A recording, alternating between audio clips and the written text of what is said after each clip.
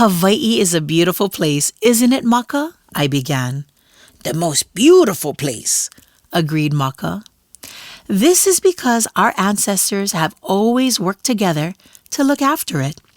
They have worked together to keep the oceans clean, the wildlife healthy, the land full of life, and our people full of joy.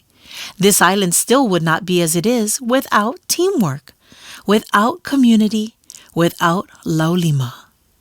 Wow, said Maka. Wow indeed, I said. And I am so proud of how much Laulima you showed today. That wasn't the last time I was proud of my little Maka either. I am pleased to say that the story of Laulima inspired him to create something for everyone. He got together with the Aloha Meter and decided to build a community garden in the town. They spent months planning and planting. They asked businesses for help. They asked neighbors to get involved. They organized delicious food and amazing parties for all who helped them build it. Aunty Mala loved to gather her flowers to make leis for family and friends.